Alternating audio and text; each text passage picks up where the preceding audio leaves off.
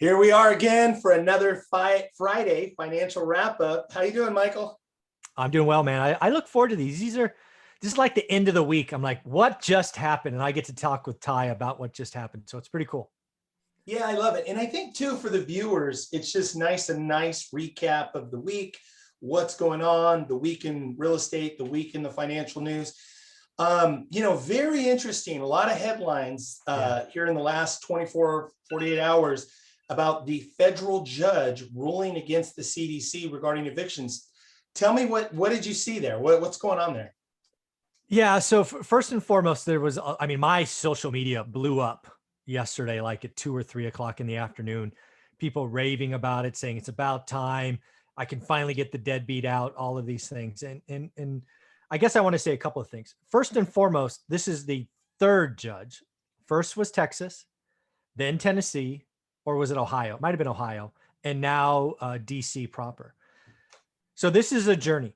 And again, the whole CDC order, actually on Thursday, I posted an interview with an attorney, kind of given the history of the CDC and how out of whack they are.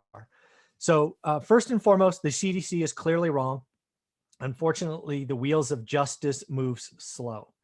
And they're counting on that. What the CDC tried to do with their moratorium is buy time. And they have bought 10 months already, and they'll probably buy a couple of more. But they've never been given authority by Congress to do this. It's not in their charter. There's lots of things that they didn't have, but it doesn't matter. They're a federal agency. They stuck their nose in it. And now the courts, it's called the lower courts, and it'll be escalated. Eventually, this will get resolved. It might go all the way to the Supreme Court. But by then, the CDC will have bought the time that they needed. So no attorney I've talked to, and I've interviewed 10 or 12 off camera, and they're all like, no, just Congress never gave them the power. CDC doesn't have it. They can't interfere with commerce, contract law, takings clause in the US Constitution, all bad. But where I'm going with this is don't get overexcited. This is just the third domino to fall. There will be more. But unfortunately, they're in legal speak. What's going to happen is he did his verdict.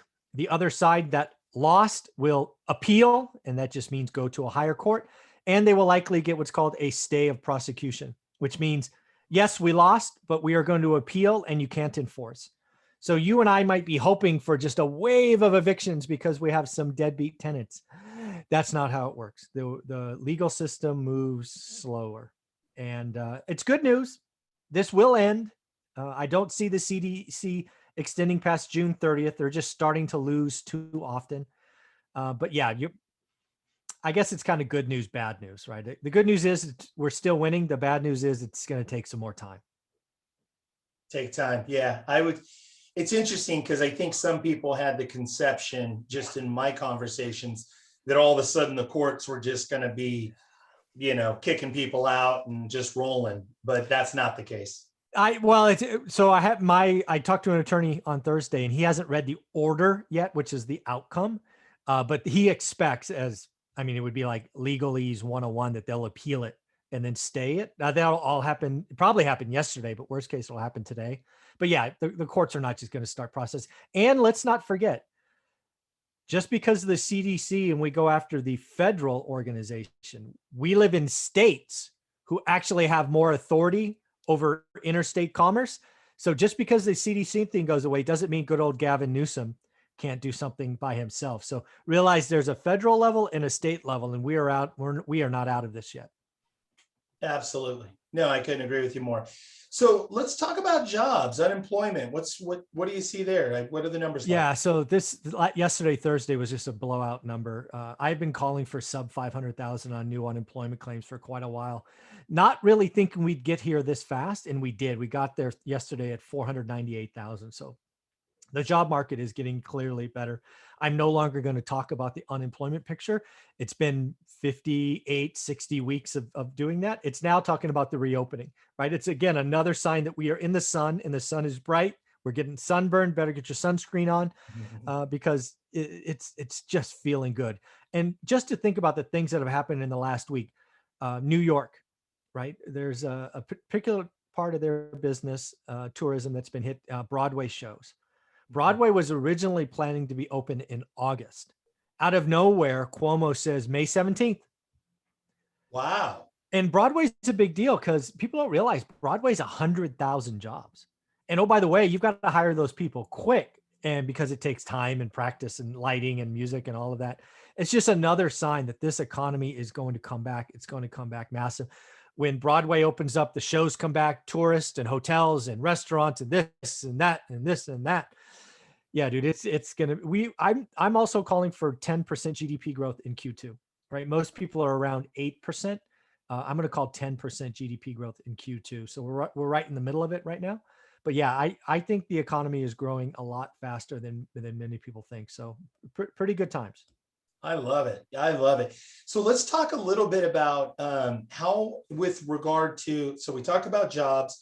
Let's talk about earnings, and then let's talk about earnings along with inventory, because I know that's also something you and I have always had this theme in talking about earnings and the economy and how it relates to inventory. What do you see?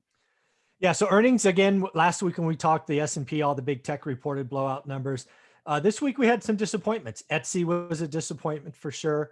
Norwegian Cruise Lines was, I mean, there's some weakness this week, but in general, people have been beating top and bottom line, right? I don't know what the percentage is, but I bet you it's over 80% have beaten, maybe even 85. The economy is doing well, but most importantly on the earnings front, most people are talking about the future, because what we saw the last 4 quarters is companies were like, hey, I don't know what's happening. I can't talk about the future. We're just, we're going to hold our breath just like you, which you can understand. But when you own stocks and you have a PE ratio and it's all about discounted cash flow and forward earnings, companies need to talk about the future. That's essentially what earning calls are about. It's like, tell me what's coming so I can justify your share price. So most companies are talking about the future, and most are beating and raising. They're like, hey, you guys aren't, I mean, they're basically saying, dude, the economy's on fire. You need going forward. Unlike, with one exception, Etsy. Etsy came out and basically said user growth is disappointing and we're not going to give guidance. So that's why I thought Etsy stock would be hammered. I talked about it yesterday on the daily financial news, and sure enough, I think it was down double digits. So in an economy that expects growth and expects to talk about a rosy future, if you don't do that, you are going to be penalized. And Etsy felt the full brunt of that yesterday. Interesting. And so how do you, like, based on where you see the economy, based on the numbers, job growth, earnings, everything that we've just talked about, how do you see that? How does that correlate, and what should we anticipate, especially because most of our viewers are California? What do you anticipate with regard to inventory over the next 30, 60, 90? Yeah, I still feel really good about my call for 2 million homes. That's obviously a national number. 2 million may not seem like a lot when a normal market's 3.3, but we're going to come off a base of 1 million, right? So that's a lot of homes. And I'm calling that in July. So it's only a few months away. So what I'm saying is people, why did people not sell last time? Kind of 2 reasons. One was they didn't want anybody touching their stuff because of this thing. But more importantly, people were afraid of their jobs. And what we just talked about earlier is the job market is booming. People have options. People are going to get raises. People are going to be able to trade jobs they hate for jobs they love, or at least hate less. And that means there's going to be movement. People are going to be listing their homes because their house is too small. The kids are home. The house is too old. The house is not on the golf course, or whatever it is. Inventory is going to be increasing. I see it starting already, but it always starts slow, right? More inventory comes on, but it gets gobbled up. It's like Pac-Man, right? Eventually that demand is going to stop and it's going to explode. Days on market will rise. You'll see price drops, because what was happening 6 weeks ago is junk was going for retail. That's already changing. Junk is not going for retail, and it's only 6 weeks later. So I feel really good about my call. We'll see. 100% growth in what will be 3 months is kind of a stretch, but I'm going to stick to that. So I see inventory coming. Absolutely. And I see it, just day in and day out, looking at my markets that I'm actively in. 100%, I would completely agree with you that a very average, mediocre house that was getting top dollar and getting 10 offers on it really shouldn't have been getting 10 offers. That property still may be selling, right? But it's not getting 10 offers. maybe they're getting 2 or 3, they're getting FHA, they're getting asked for closing costs. So we are starting to see a slight shift. I couldn't agree with you more. Let's talk about mortgage rates. I know that you pre-roll, we talked, you're mortgage expert that you do another interview series with. Tell us what's going on with rates. Yes. So this is a big deal. One of the reasons I love talking to experts that are in the business every day, like yourself, is they call me when something changes. And I literally, I could show you, he sent me a voice, like a voice text, I guess it's called. He's like, dude, pay attention. This just happened. So the largest national mortgage wholesaler just this morning, or just Thursday morning, yesterday, set out that they're going to start pushing adjustable rate mortgages. And if you experienced the last crash like I did, that should send chills down your back. Adjustable rate mortgages blowing up is what, it didn't really cause the last crash. The bad lending caused it, but adjustable rate mortgages blowing up month after month after month after month cascaded and made it be much more severe and last longer. So I got chills when I heard that. But let's just talk about the reality. So first and foremost, I'll give you the example he gave me. Perfect credit, 800 credit score, 20% down, like the perfect borrower. Today, a 30-year mortgage is going to be 2.8% for that borrower. Same borrower in a 7-year ARM is going to be 2.4%. So it's not even half a point, it's 0.4. But we got to talk about this, right? So if you're getting into something and you're going to be living there for less than 5 years, you think, does it make sense? I'm here to tell you no way, because life changes so much and that risk is nuts. But in reality, what this is a sign to me is affordability is getting stretched, because again, you're going to be priced in a 30-year mortgage at 2.8 in an accelerating market, and maybe you get a no answer. So the only way you can get a yes answer is you got to whack the interest rate and have risk. So maybe you get a no answer at 2.8, but you get a yes answer at 2.4. That tells me this thing is getting bubble-like, or at least could in the future. So again, this happened in the last 36, 48 hours. It's way too early to tell if things are changing. We'll know in 6, 8, 10 weeks if consumers are taking ARMs, because just because they're available doesn't mean people will take them. God, if you're listening to me or you're on my channel, don't you dare take an ARM. I mean, 2.8, 2.4, really? But yeah, I think it's something to watch, because they're doing it for a reason. The mortgage lenders are doing it for a reason. My guess is affordability is getting stretched, or they see it getting stretched very soon and they want to be ready. So it's dangerous. Yeah, I couldn't agree with you more. Just remembering the early 2000s, mid 2000s, it was all of the new lending products. It was all adjustable rate, negative amortization, all of that stuff that ultimately completely wiped out the entire market. And I just want to be clear that what you just talked about and what we're talking about with adjustable rate mortgages, that isn't a deeply toxic debt like what we saw in 2007 or 2005, 2000, the mid 2000s, but it's just a sign that we are seeing pressure on affordability. Is that accurate?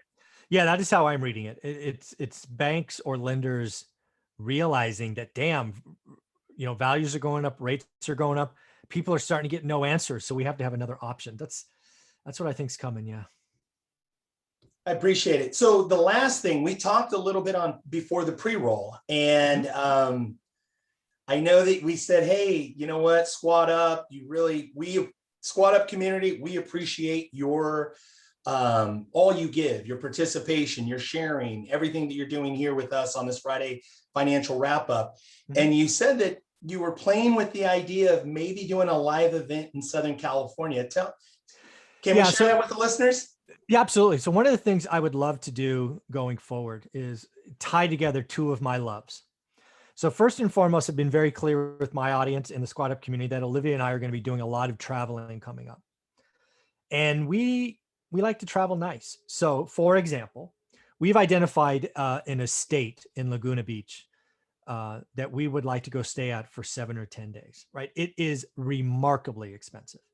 And one of the things I'm thinking about, well, if we stay there 7 or 10 days, what if I gave back 1 day to the real estate community and had an in-person event that was very private? We're talking max 15 people, right? Because the place I'm staying at has occupancy level. So I've already verified that we can do 15 people.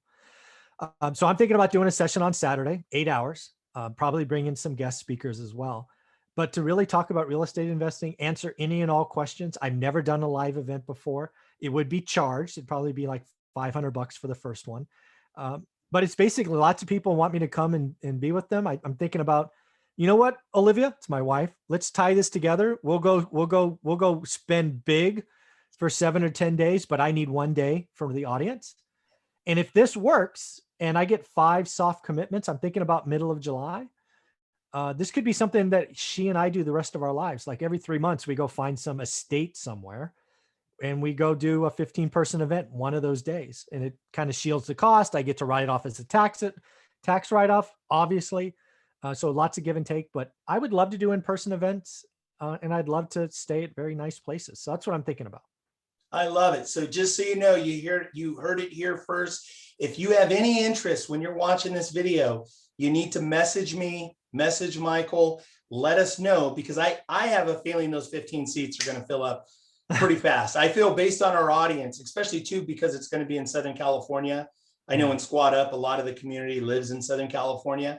I have a feeling we're going to have a tremendous response for it. And I got to say, at $500, I was thinking like probably $1,000 a seat. So that's a very generous offer, Michael. Thank you. Yeah.